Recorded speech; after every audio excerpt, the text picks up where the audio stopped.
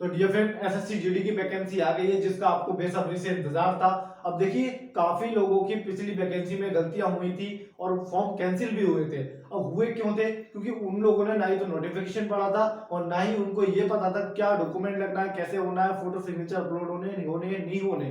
तो देखिए उस गलती की वजह से काफी लोगों के फॉर्म रिजेक्ट हो गए थे। जो गलती आपको नहीं दोहरानी है। आपको करना क्या है, देखिए पहले फॉर्म फिल करने से पहले आपको ये चीज नोटिफिकेशन पढ़ना चाहिए और काफी सारी वीडियोस देखना चाहिए। क्या क्या डॉक्यूमेंट्स लग रहे हैं, क्या फीस कट रही है, कैसे हो रहा है। अब आप सोचोगे कि कैफे वाले को सब पता होता है, तो कैफे वाले की गलती से ही काफी लोगों के फॉर्म रिजेक्ट हो गए थे। अब कैफे वाले के ऊपर आप रहोगे तो आपके फॉर्म फिल नहीं हो पाएंगे अच्छे से। क्यों? क्योंकि वो फॉर्म फिर से कैंसिल हो जाएंगे।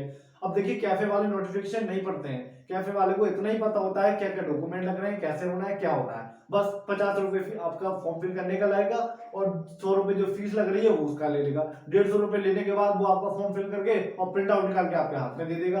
तो देखिए अब उसको सारी चीज कंफर्म नहीं होती है। अब फॉर्म फिल अगर हमारा हो रहा है तो हमारी रेस्पॉन्सिबिलिटी है कि हमको ये चीज पता होना चाहिए कि फोटो सिग्नेचर अपलोड होने हैं नहीं होने, कौन कौन से डॉक्यूमेंट्स लगने हैं नहीं लगने, ठीक है, या फिर कौन से डॉक्यूमेंट नए लगने हैं। अगर आपका ईडब्ल्यूएस लग रहा है तो उसे भी नया बनवाएं।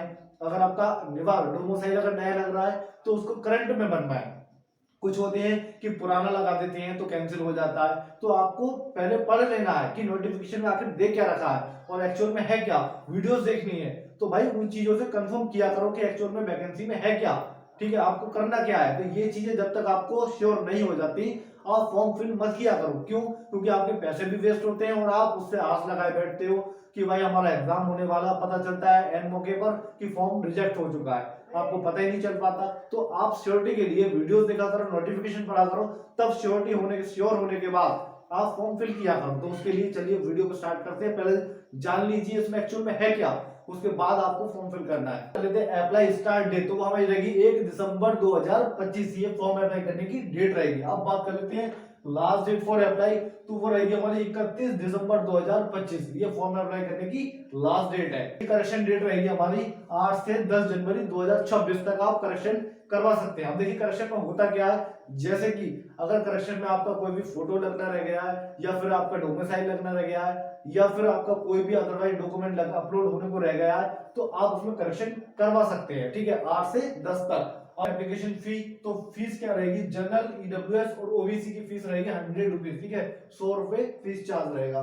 बात कर लेते हैं एससी एसटी, तो एससी एसटी रहेगा शून्य, कोई फीस चार्ज नहीं है। ठीक है, अब बात कर लेते हैं ऑल कैटेगरी फीमेल का भी 0 है, कोई फीस चार्ज नहीं देना है। करेक्शन अगर आप कराते हैं तो उसका भी आपको फीस चार्ज देना होगा। जैसे कि देखिए अगर फर्स्ट टाइम करेक्शन कराते हैं तो आपको 200 देना होगा।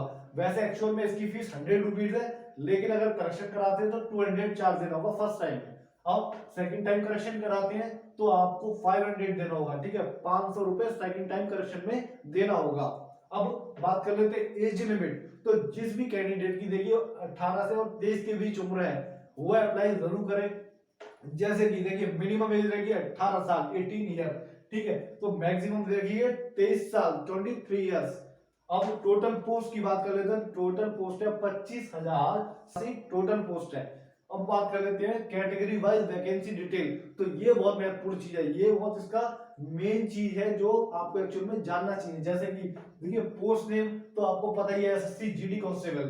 ठीक, अब कैटेगरी वाइज तो देखिए कितनी पोस्ट किस कैटेगरी में है वो भी जान लीजिए। जैसे कि देखिए जनरल, जनरल में मेन पोस्ट है हमारी 10,198 मेन पोस्ट है। ठीक है, पुरुष की।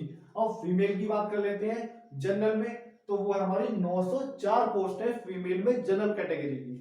अब बात कर लेते हैं ईडब्ल्यूएस, तो ईडब्ल्यूएस में मेल की पोस्ट है हमारी 2,416 पोस्ट है। अब फीमेल में बात कर लेते हैं, जेडब्ल्यूएस फीमेल में बात कर लेते हैं तो वो रहेगी हमारी 189 टोटल पोस्ट है भाई। अब ओबीसी की बात कर लेते हैं, तो ओबीसी की मेल में बात करेंगे तो वो रहेंगे हमारी 5,329 पोस्ट है मेल की। अब फीमेल की बात कर लेते हैं ओबीसी को लेकर, तो देखिए 436 पोस्ट है ओबीसी की फीमेल में। अब एससी की बात कर लेते हैं, एससी की मेल में रहेंगी 3,433 पोस्ट, रहेंगी 269 पोस्ट। ठीक है, अब एसटी की बात करेंगे तो मेल में रहेंगे 2,091 टोटल पोस्ट है तो 2051 में मेल की पोस्ट और फीमेल की 222 टोटल पोस्ट, ठीक है। तो सबको मिलाकर हो जाती है हमारी 25,487 टोटल पोस्ट है, जिसमें कि मेल और फीमेल दोनों इंक्लूड है। व्यक्ति की भी एज 18 और 23 के बीच में है तो भाई वो भी अप्लाई कर सकते हैं। और भाई अगर ये अपॉर्चुनिटी आप ही के लिए है, अगर ये मिस आप कर दोगे तो आपका करियर चौपट हो जाएगा। और अगर करियर के साथ आप खेलोगे तो करियर आपके साथ ऐसा खेलेगा कि आप कहीं के नहीं बचोगे। तो अभी मौका है भाई, अप्लाई कर दो। और भाई फीस चार्ज ज्यादा नहीं है, 100 रुपीज फीस चार्ज है और तैयारी में लग जाओ भाई। कांस्टेबल की भी वैकेंसी आई हुई है, तो जो लोग इच्छुक हैं तो उसकी भी मैंने डेट बता रखी है कि 17 दिसंबर उसकी लास्ट डेट है। अभी भी उसके लिए समय काफी बचा हुआ है। जिन लोगों ने अप्लाई नहीं किया वो जाके अप्लाई करें। और जिन तो भाई वीडियो आपने देखी लेगी, इसमें कैसे कैसे क्या होना है, कितनी वैकेंसी क्या है, मैक्सिमम एज कितनी है, बाकी आप नोटिफिकेशन जाके पढ़ें और तब जाके फॉर्म अप्लाई करें। वीडियो लाइक शेयर कमेंट करना, चैनल को सब्सक्राइब करना। Thank you so much.